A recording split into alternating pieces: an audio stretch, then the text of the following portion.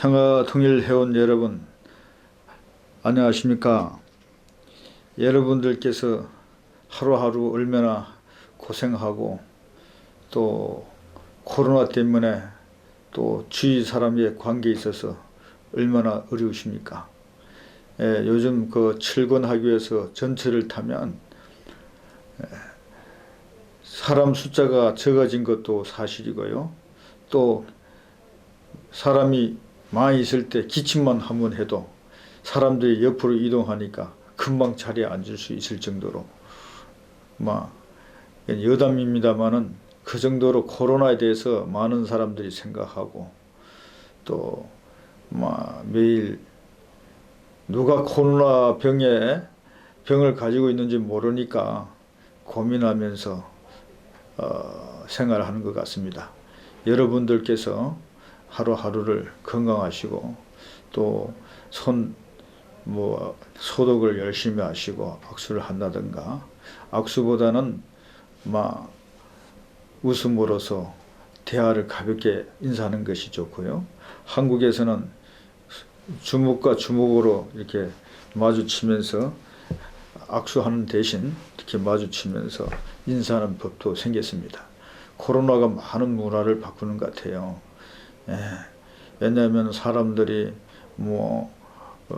크루즈 선을 타면은 좋다고 했는데 거기서 코로나도 걸리고 여러 군데에서 코로나 병으로 인해서 한국에도 그렇고 일본도 그렇고 이러한 사람들 고민이 있습니다. 중국하고 한국은 멀지 않기 때문에 중국의 영향이 한국도 일본도 이렇게 와 살게 되는 거고요. 경제 활동을 하다 보면 중국에 살 수밖에 없고 또 그러다 보면 일본 사람도 중국에 사니까 감염자가 거기서 나올 수도 있고 기국 문제라든가 여러 문제 생기고 또 한일 문제도 조금 시끄러워져 가는 문제가 생긴 것 같습니다. 왜냐하면 자국민을 안정하게 또 보호해야 하는 나라의 사정이 있기 때문에. 그렇지만은 궁극적으로 그것이 문제가 해결되는 것이 아니고 나라와 나라가 좀 화목하고 또 잘 돼 가려는, 그것은 의사 선생님들이 부지런히 연구하셔서 코로나 퇴치하고 원인을 제거할 수 있는 그 내용이 발견되면 또 발견되리라고 믿습니다. 빨리 일본 그 의사들이 또 한국의 의사들이 지혜를 모아서 이 문제를 퇴치하시기를 기원해 마지 않습니다. 제가 최근에 세계일보가 주최하는 클럽에서 세니치 클럽이라고 하는데 그게 참가해 봤습니다. 그게 참가해 보니까 시노하라 선생이 오셔서 저널리스트인데 그분이 와서 주체 사상에 대해서 강의를 했어요. 주체 사상 문제가 하면은 공교롭게 한국에서 보니까 월간조선 3월에 보니까 신민족주의 시대가 오는가 하는 그 특집이 있었어요. 신민족주의 시대가 오는가. 이 특집을 보면 여러 가지 그 세상의 국가들이 어떻게, 미국이 어떻게 움직이고 중국이 어떻게 움직이고 일본은 어떻게 움직이고 그러한 내용이 나와 있습니다만은 여기에서 제가 가장 눈이 와닿고 또 꼼꼼하게 읽었던 부분은 두 가지인데요. 중국몽에 대해서 쓴 내용이 있기 때문에 한번 읽었고요. 또 한 사람은 우리 민족끼리는 주체 사상에 기초한 김정일의 작품이다 하는 논문이 있어서 그거를 제가 읽어봤어요. 읽어보니까 이게 우리 민족끼리라는 그 내용이 항상 그들이 얘기한다고 써 있습니다. 민족이다, 민족 대단계이다, 민족 공조다, 우리 민족끼리, 우리 민족 제일주의, 범민족 대해, 대민족해. 이 민족의 의미가 다르다. 우리가 말하는 같은 민족의 운명이 아니다라는 얘기를 했고요. 그래서 레닌의 혁명 전략은 1단계는 자기들의 혁명의 에서는 이제 공산주의임을 속이고 반제국주의라든가 반독재, 민족 해방에 대한 캐치프레이즈를 움직이고 2단계가 되면 민족을 배제하는 그런 쪽으로 간다. 부르주아 민족주의를 비판하면서 그렇게 됐는데 북한은 1930년 6월 30일에 조선혁명의 진로라는 그 주장이 나오면서 개념이 바뀌면서 주체 사상이 나오게 된다. 그러면서 이것이 김일성의 논문과 김정일에 대한 논문이라든가 거기에서 김일성 주석과 민족의 대단견이라든가 나오고요. 김정은이가 2016년 5월 8일 개최된 조선노동당 제7차 대회에서 발표한 제7차 당대 사업총회 보고서의 3대 지침인 결국은 김일성 주석 때 했던 그 내용들이 됐다 하는 내용입니다. 그래서 이런 내용들이 자세히 있기 때문에 평화통일해온 여러분들께서 한번 보시고요. 지금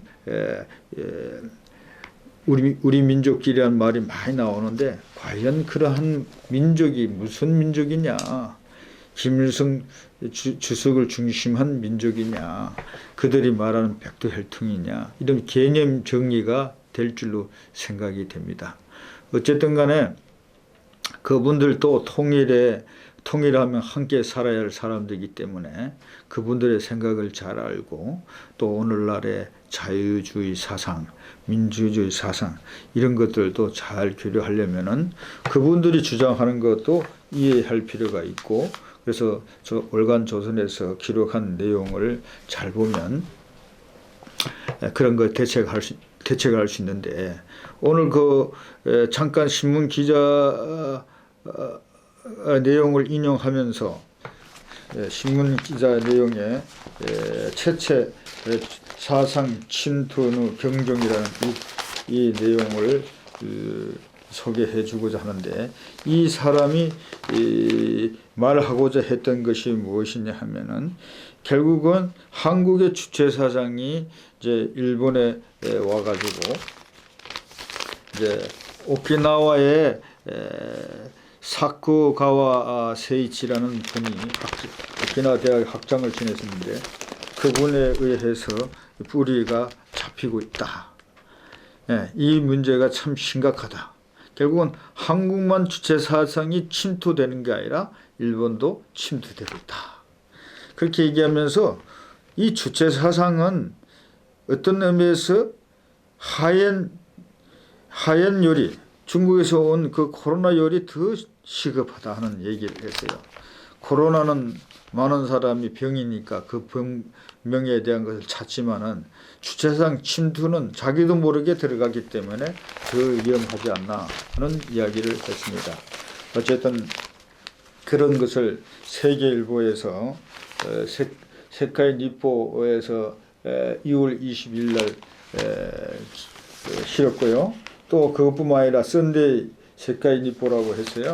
여기에 보면은 일주일에 한 번씩 나오는 건데 매주 금요일 날 나오는데 여기에도 보면은 주체 사상에 대해서 언급을 했어요.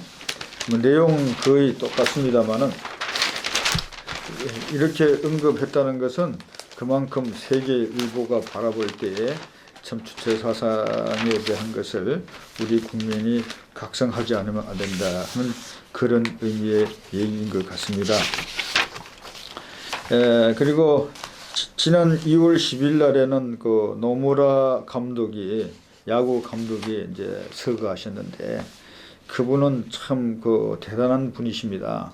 이분은 그 야구를 보통 사람 감각적으로 잘 치든지 받든지 이런 것을 추구했는데 이분에 대한 평가는 데이터, 기본적인 것은 데이터베이스를 축적해 가지고 그리고 연구해서 과학적인 야구를 하셨다고 그래요.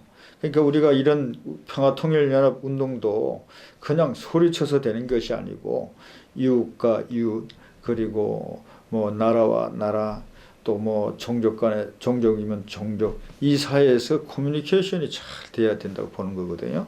그러니까 이 나라와 나라 사이에 또 개인과 개인 사이에 인간관계 또 국가 간의 관계 거기에 데이터베이스가 있을 수 있어요. 쉽게 말하면 역사관이라든가 영토관이라든가 그것이 각자 주장하는 게 다르지만 어떻게 하면 사회가 좋게 할 수 있을까 그러한 것을 연구해야 하는 것 같아요. 제가 어제 어느 교포를 만났는데 이제 그분이 얘기하기를 서로 싸워서 좋을 게 없다. 한국하고 일본이 싸우면 좋아하는 것이 어디겠느냐. 그래서 항상 자기는 와란 말은 한국 언론은 하동할 때 하에 그리고 뭐 하동 그리고 하목 그렇게 그런 말을 일본말로 와라고 표현합니다. 하자를 그 와의 세계에 가야 된다 생각을 하셨습니다. 그러고 보면은 교포들이 일본과 한국을 연결해주는 그 연결고리가 되고 또 남북을 연결하는 연결고리 되지 않나 봅니다. 왜냐하면 조선인은 싫든 좋든 일본 안에 사니까 자유물결을 체험했고 자유주의 세계에서는 여기까지 발언해도 된다는 걸 알게 되고 또 법이란 것이 뭔가를 알게 되잖아요. 그러니까 그분들하고 하나 돼서 그냥 사상을 뛰어넘어서 주체사상을 뛰어넘어서 정말 민족과 민족이 만나고 또 한국과 일본이 만나고 그런 운동이 벌어진다면 통일이 된다고 보는 것입니다. 그리고 제가 2월 4일 서미트 회의에 한국에 가서 참석을 했는데 제1동포와 함께 갔습니다. 그분들하고 가가지고 느꼈던 것은 무엇이냐 하면은 참 문선명 한화자 총재께서 큰 일을 하셨다. 이렇게 세계 사람을 모아서 전쟁이 없고 분쟁이 없고 가정이 좋은 환경을 만들고 마음과 마음을 터놓고 이야기할 수 있는 세계를 추구하는 그 순간 정신에 감동을 받았다. 그동안 말만 들었지만 이런 활동을 한 거 보고 너무나 감동받았다 이야기를 했고요. 또 하나는 저희가 갔다 와서 중동 책임자 특히 도로코인가요? 한국말로 하면 터키의 책임자하고 만나서 중동 문제에 대해서 이야기를 들었습니다. 중동 문제 얘기를 들으니까 한일 문제는 문제가 아니더라고요. 그게는 종교 문제가 있고 지역 간 문제도 있고 민족 간의 문제 이러한 여러 가지 복합한 문제 속에서 그래도 화해를 외치고 그래도 이제는 경제 교류를 해야겠다는 이야기도 하고 또 부정도 그런 이야기에 부정적인 시각도 있긴 있지만 그래도 수고하고 노력하신 분을 만났습니다. 그래서 우리도 한일 간에 또 민단 조청년이 자주 만나가지고 통일을 향하여 어떻게 나갈 것이냐 부단히 얘기해야 한다고 생각합니다. 그래서 마에 자키 센세이を 만나가지고 그분이 중동 문제 이야기할 때 제대로 메모하고 앞으로는 저희 그 중동 문제를 저희 평화통일연합이 갖고 있는 기관지가 있는데 평통해방에다가 실으려고 합니다. 그래서 우선은 터키가 어떤 나라인지 그 다음에 그 중동에는 어떤 종교가 있고 결국은 터키라는 나라는 기독교 역사 아니면 유대교 거기에 성지가 있는지 그런 중요한 것을 소개해 준다고 했습니다. 아마 다음 달부터 실일이라고 생각이 됩니다. 그 다음에는 이란 터널 그 사또 이사장하고 만나서 많은 토론을 가졌는데 과연 이란 터널이 완공이 될 것이냐 그렇게 되지 않을 것이냐 또 스시마는 무엇이 있느냐 하는 인터뷰를 제가 했어요. 그래서 여러분들께서 이제 오늘이나 내일 먼저 이란 터널에 대해서 그 인터뷰한 것이 나가겠습니다만은 한번 보시고요. 또 그것이 그걸로 끝나지 않고 3탄, 4탄을 나갈까 합니다. 다음에는 기술적인 문제를 가지고 토의하려 하고요. 이번에는 스시마에 대해서 조금 얘기했습니다. 그게 여러 가지 한국과 일본이 관계된 역사 이야기도 했고요. 다음에는 과연 터널이 뚫릴 수 있을 것인가, 완성될 것인가, 이 문제를 이야기하고자 하니까 많은 관심을 가지시고 시청해 주시기를 바랍니다. 최근에는 또 조선대학에서 북한 경제 국제학술 심포지엄이 있었어요. 거기에 가면은 이 책이 있는데 그분들 강의했는데 여기 보면 경제 장성 전략을 생각하다. 조선에 이 장성이 한국말로 말하면 성장입니다. 성장. 근데 이게 밑에는 이제 일본 말이니까 성장이라고 표현해놓고 한국말로는 장성. 이게 한국하고 일본이 아니라 북한 표기법이니까 남한하고 북한이 말이 이렇게 바뀌고 있는 걸 볼 수가 있는데 이 속에 보면은 북한의 고민을 엿볼 수도 있고 또 조청년의 고민을 엿볼 수도 있습니다. 여기 보면은 여러 가지 써놨지만은 보면 지금까지 북한은 고유의 표기법으로 경제 표기를 했는데 여기 보면 ISO 9000이라든가 ISO 14000이라든가 이런 표기가 국제 표기법으로 바뀌었고 또 여기 보면은 지금까지 책임자 관리 체제에서 담당 책임자로 가면서 뭐가 바뀌었냐면은 국가의 모든 것을 바치던 것을 성과금에 준다. 책임자가 어떤 성과를 완성할 때는 그 성과금을 주겠다. 그런 방향으로 바뀌고 있다는 거죠. 그러면 그렇게 보면 그렇게 바뀌었는지 안 바뀌었는지 모르지만 그분들의 강의를 듣고 가만히 생각해 보면 결국은 경제는 모든 사람에게 변하게 한다는 거죠. 결국은 돈이 세상을 변한다. 돈이 세상을 변하게 한다. 그런 논리도 있죠. 그 일본 책에 그런 책이 있어요. 어떤 분이 돈이 세상을 변하게 한다. 그 책도 있는데 어쨌든 그들의 고민이 코로나도 오고 이래서 여러 가지 자기들이 계획한 게 안 되지만은 장래를 위해서는 이렇게 바뀌어야 하지 않겠느냐 하는 생각이 있어요. 자, 이렇게 놓고 보면 누구나 다 절대 바뀌지 않는 것 없다. 무엇이든지 절대 바뀌지 않는 것이 없다. 무엇이든지 바뀌고 누구나 다 바뀐다. 그 바뀐 게 어떻게 바뀌냐? 미래를 지향적으로 또 발전적으로 바뀔 수밖에 없다.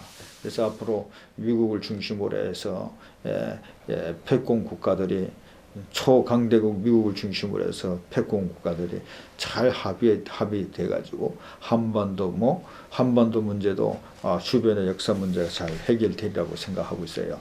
그러면 왜 그렇게 돼야 하느냐 하면은